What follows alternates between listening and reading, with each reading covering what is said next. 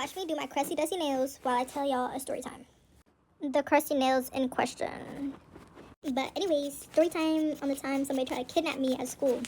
So the first step I'm doing is filing these down so I can soak them off. So this happened my sophomore year of high school. So during this time, it was like pre-season from the sport I was playing. So basically, like, me and my teammates, we would just gather up and go practice like at a park or something. So my school has a senior parking that's like right in front of the school, and the front of the school has like multiple door exits.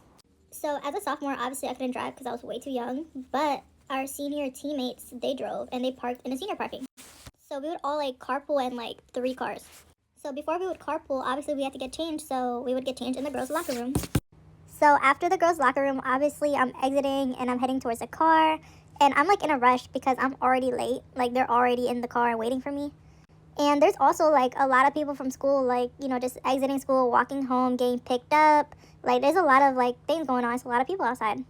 And obviously with a lot of people outside, there's gonna be noise, there's gonna be conversations, like people playing music. You know, it's just loud, and I'm minding my business. My priority is to get in that car. As I'm heading towards the car, like, I feel like a presence like behind me, like somebody close. And I hear like a lot of whispers, like really shaky voice, like, "Hi, gorgeous, how are you? What's your name? You're so pretty. You're so pretty." So and mind you, I'm just walking to the car. So I'm like, okay, like, they're obviously not talking to me. Like, I'm literally just walking straight. And like I said, there's a lot of people outside, so that could have been anybody's conversation. Then I hear like a voice get a little bit louder, and they're like, "Come hang out with me. Come hang out with us.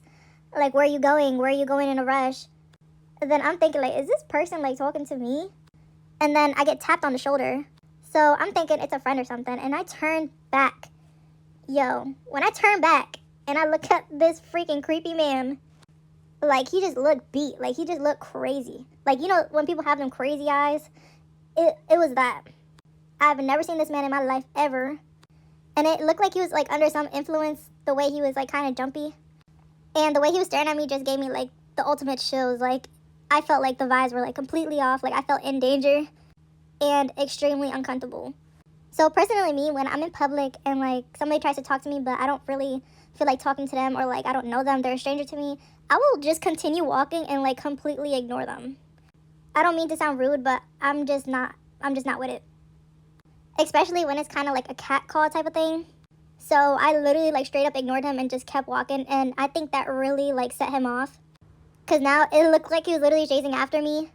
And he was getting mad because he was like, "Are you ignoring me? Don't ignore me." And he was like, "Stop, you're coming with us." And I'm like, what? And I'm scared because anytime I look back at him, like, he had like his hands in his pockets. So I'm like, I don't know what this man could have on him. And I literally just kept walking towards the car, and then he tries to grab me. And that's where I lost my cool. I'm looking around like, is anybody else seeing this? Like, help. And I kid you not, literally seconds later, all the security teachers are sprinting towards me. Like, sprinting. Like, I've never ever thought they could be that fast. As I literally look at them sprinting for like a couple seconds, I turn back to see if the creepy man is still there. And when I turn back, he is out. Like, that man zoomed out. Like, I thought the teachers were quick. No, he was quicker. By the time I look back, he already ran like half a block. And I'm just there like so confused. And then I see all the security teachers hop in their cars and chase after him. I don't know about you guys, but anytime my school ends, there's like at least one police officer like on school grounds. So not only was the security teachers like chasing after him in their cars, so was a police officer. And turns out the creepy man was running back towards like a van, and there was a getaway driver. The police were able to identify the 2 men, but they didn't find them until like a day later. And apparently the 2 creepy men were already getting hunted by the police, and they were trying to find them for like the longest time. Anyways, the next day at school, all the teachers were required to put like a picture of the creepy man on the board and kind of like tell all the students, hey, like, be aware of this man. If you see him, like, report, run, call cops. Like, do not trust this man, whatever you do. And then they start explaining the story of what had happened to me. And I'm just sitting in class, like, scared because I didn't know it was that serious. And the teachers found out what the 2 men had in the van. In this van, these 2 creepy guys had so many tools and materials literally to kidnap somebody. And once the teacher told us that, I was like, what? I was literally so shook. I was so scared.